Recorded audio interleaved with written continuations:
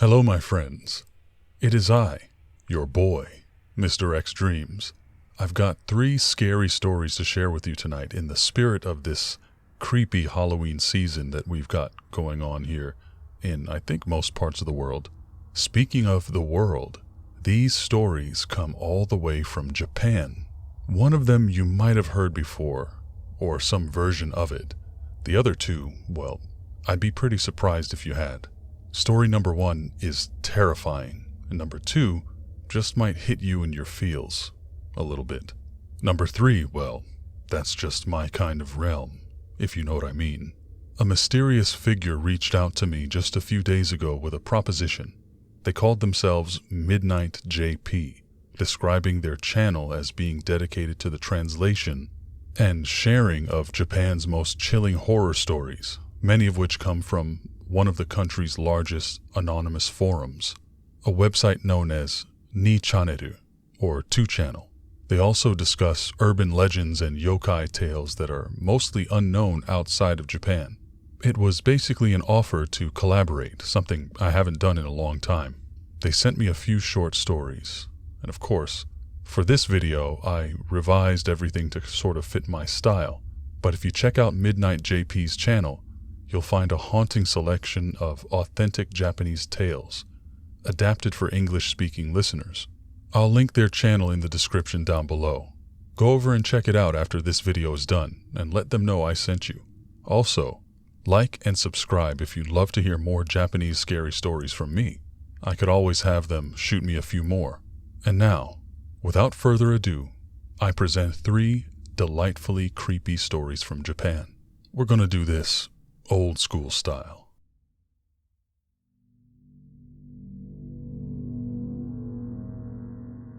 Story number 1, originally posted on the Japanese message board, 2Channel. Hachishaku-sama, the 8-foot-tall woman. Back when I was in high school, I used to visit my grandparents' farmhouse in the countryside every chance I got. One spring afternoon, while sitting on the veranda, I heard a strange voice. Popo, popo, popo.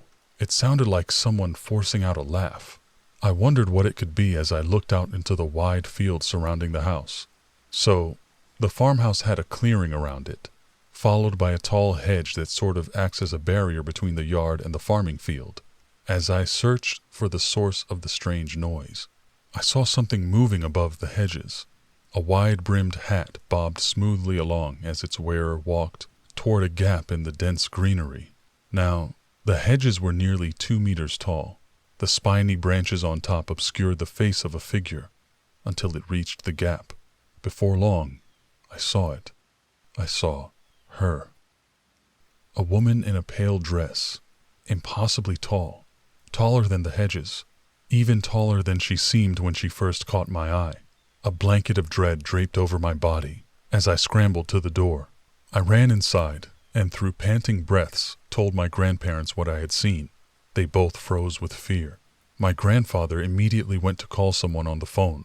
My grandmother whispered with a haunting reverence, "You've been noticed by Hachishaku-sama." She told me it was a spirit who appears as a woman 8 shaku tall, over 8 feet. The spirit was known to change form. Sometimes it was young, sometimes old, but always impossibly tall. They say that if she marks you, you only have mere days left to live. That night, I was sealed inside a room with charms on every wall, salt poured in each corner, and a small statue of a Buddha. My grandfather told me, "Don't leave this room until morning. No matter what you hear, do not answer. We will not call you." It took me a while to sleep under the circumstances, but eventually I drifted off. Around 1 a.m., I woke up to tapping on the window.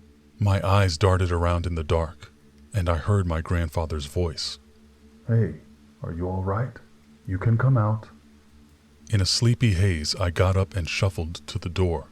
I was just about to open it when I suddenly remembered my grandfather's dire warning.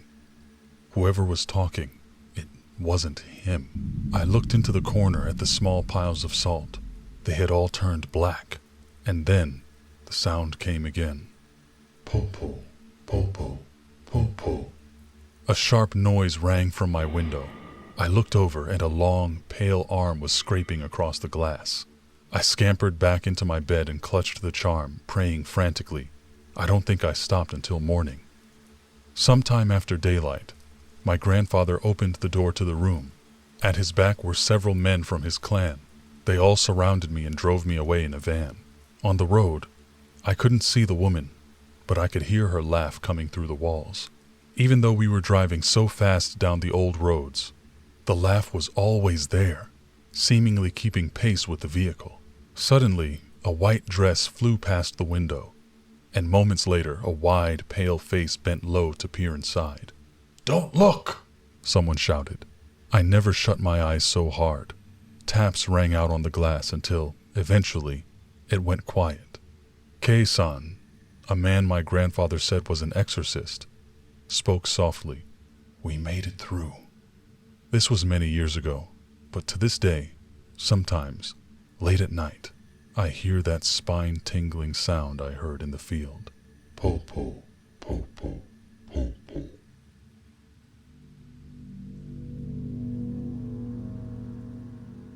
Story number 2. Kune-kune, the writhing white figure. When I was a child, I used to visit my grandmother's house in rural Akita every summer. I usually went during Obon, an annual summer festival in Japan where people honor their ancestors and the spirits of the dead. Unlike the city where we lived, the air in Akita was always so fresh and cool. My brother and I would run around the rice fields, playing from early morning all the way to midday. Wait a minute, time out here, Mr. X speaking. So we already have grandparents and farm fields in this story. Therefore, we already know something is gonna go wrong. Let's see how it plays out. Anyway, back to the story. One day, as the sun rose high, the pleasant breeze we were so fond of suddenly stopped. In its place came a strange, lukewarm wind. "It's so hot all of a sudden. What happened to the wind?" I grumbled. I noticed my brother wasn't listening. He was just staring off into the distance. I looked out and figured he was looking at a scarecrow, since that was all I could see out there in the field. "What's with the scarecrow?" I asked. "Not the scarecrow," he muttered. "Look beyond it." I squinted my eyes, straining to see further into the distance, and then I saw it. Far away, something white. I guessed about the size of a person, but it was sort of writhing back and forth. Looking at it, for some reason, I couldn't help but notice how the rice fields seemed to stretch on endlessly. There was nothing else out there. No people, no farming machines, just that thing. At first, I tried to explain it away. Maybe it's a new kind of scarecrow, one that moves with the wind? My brother nodded weakly. I think he wanted to believe my theory, but then the wind died down. "It's still moving. What is that?" he said. He ran back to the house and shortly returned with binoculars as I kept my eyes on the distant figure. He raised them to his eyes, and almost immediately his face changed. All the color drained away. Sweat beaded across his temples. He dropped the binoculars to the ground. What did you see?" I asked, trembling. "What did you see?" He replied slowly, in a shaky voice that didn't even seem like his own. "Don't look." He turned and walked back to the house without another word. I stared at the binoculars as they lay in the dirt. Looking back at the flailing figure from a distance, it looked so harmless. Just a white shape moving oddly. I figured my brother couldn't possibly be so shaken up by something so simple. I reached down. My hands were shaking as they got closer to the binoculars. Just before I touched them, my grandfather came running out of the house, panic written all over his face. "Did you see it?" he shouted. His eyes shot down to the binoculars. "Did you look at it through those?" His voice was frantic. "No, not yet." "Good," he said, leaning over in relief. He grabbed my wrist and dragged me back to the house. Everyone inside was crying. After a moment, I realized they were crying for my brother. Amid the sobbing of my grandmother and other family members, a strange noise echoed. It was my brother, laughing wildly. As I got closer, I saw him, twisting and jerking his body, just like the white thing in the field. Later, as we prepared to leave, I asked why my brother wasn't coming with us. My grandmother whispered softly, "It's better if he stays here. Out there, he wouldn't last even a few days. In time, we'll just send him back to the fields." I started crying. Somehow, I knew my brother, my best friend, was gone. When we left, he stood in the yard, staring with a vacant, alien smile across his face. For a moment, he raised his hand as if to wave. I lifted the binoculars one last time. With a closer view to his face, I could see that he was crying. His mouth smiled, but his eyes were full of a sadness I had never seen in him before. As our car turned the corner, his figure disappeared. I kept looking through the binoculars, tears streaming down my face. "Someday, you'll come back, right?" I asked myself, fearing the answer.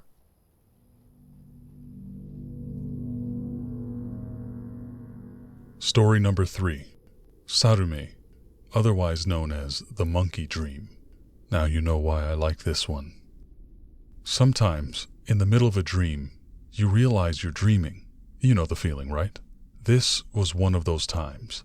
I found myself alone, standing on a dimly lit, deserted train platform. What a gloomy dream, I thought. I was startled by a lifeless, droning male voice that echoed over the announcement system. "Soon a train will arrive. If you get on, you will have a terrifying experience." Moments later, a bizarre-looking train entered the station. It looked more like a children's amusement park ride. The engine was shaped like some kind of toy monkey. Knowing it was a dream, I was feeling bold and curious, so I walked through the automatic doors. I found a seat inside and looked around. Several pale-faced men and women sat there in silence, scattered about. I reminded myself that, after all, if things get too scary, I could just wake myself up. I sat in the third seat from the back. It just felt right. The air was warm and thick like a sauna, an unusual sensation for a dream. "We're departing now," the announcement rang out, and the train lurched forward. We moved into the yawning mouth of a tunnel, bathed in an ominous purple glow. I reassured myself again. This is nothing more than old memories recycled into a dream as usual. Not scary at all. Then, the announcement chimed once more. "Next stop, live dissection. Live dissection." I turned with a sudden shock as a scream burst out behind me. 4 small, ragged figures swarmed the man in the last seat. I could barely follow what was happening. These little, humanoid beings began cutting the man open and pulling out his organs, as if preparing sashimi. His screams pierced the air as his blood and entrails spurted out and spilled everywhere. The woman behind me sat motionless, her gaze fixed forward, ignoring the carnage. Another announcement came. "Next stop, eye gouging. Eye gouging." 2 more creatures appeared, this time plunging jagged spoons into the woman's eyes. She shrieked so loudly I thought my eardrums would burst. The little things climbed her like a tree to do their disgusting work. I was the next person in line. "Next stop, minced meat. Minced meat."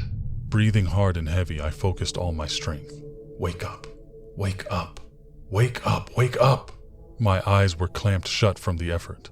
I opened them when I heard a metallic buzz coming near. 2 of the tiny men were holding a meat grinder inches away from my face. The noise grew louder as they pushed it closer to me. I felt the wind from the whirring blades against my skin. Then suddenly, silence. I had woken up, and I was drenched in sweat and tears. The dream was over, I told myself. Years passed after that night, as they do, totally uneventfully. After a while, I had all but forgotten about the monkey train, but one night, in my sleep. "Next stop, eye gouging, eye gouging." I was back on the train, the same nightmare. The scene repeated exactly as it had all those years prior, but this time, it was much harder to wake up. "Next stop, minced meat, minced meat." The buzz was deafening. I screamed at myself, "Wake up, wake up, wake up!" Finally, sweet silence. I laid in the dark, catching my breath and letting my pulse slow down back to normal. "Running away again. Next time will be the last." I opened my eyes with a start. I was back in my room, but there was something about the voice I had just heard. It wasn't in the dream. I didn't hear it in my mind. I heard it in my ears, in the waking world. To this day, I live in fear and anxiety of going to sleep and waking up on that train again. I fear that dream may be my last.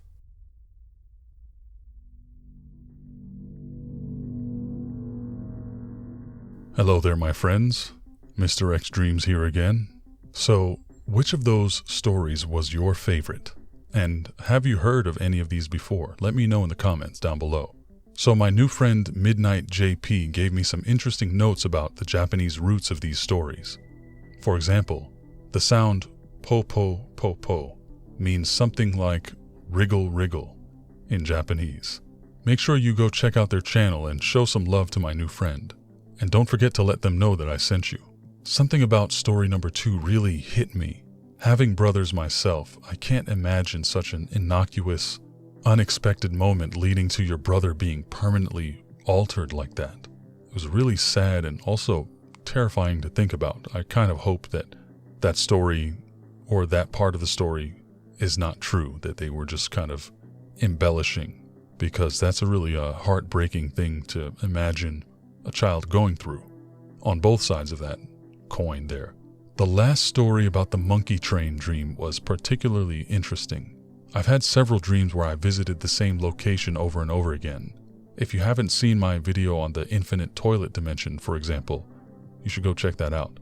I wonder if, like the toilet dimension, which not only I, but seemingly, according to Reddit and the internet, thousands of other people have seen and visited, I wonder if the monkey train is some kind of mimetic location among the population of Japan, if more than one person has seen it.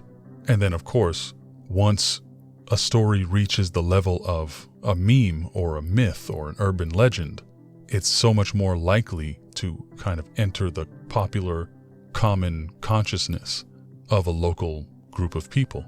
I'd be curious to know if anyone else has been there or heard of someone else seeing this monkey train in their dreams. Very interesting. So anyway, my friends, that's the video for you. I hope you enjoyed it. I hope you're having a safe fall season. And if you get up to anything on Halloween, be safe, be careful. And whatever you do, I hope you are cared for, surrounded by love and peace in your life. Thanks for stopping by and spending some time with me today. I do appreciate it. Oh, and by the way, in not one but 2 of those stories, the grandfather was ultra clutch, swooping in to save the day and prevent otherworldly threats from claiming their grandchildren. So, today's code word is Clutch Grandpa. Be creative and work that into a comment down below so I can see who the real dreamers are, the folks who listen all the way to the end of the video. Anyway, my friends, you take care. And remember, I'm Mr. X. May your nights be full of dreams. Love you guys. All right. I hope you enjoyed the show. If you did, don't forget to like and share. If you made it to the very end, you're exactly the kind of subscriber I'm looking for. Don't forget to turn on those notifications. That way, you can catch the live show and discuss the stories with me. Your input might even appear in my next video. Last thing, if you heard a code word after the story, type it in a comment down below so I know who the real dreamers are. Take care, my friend. Until next time.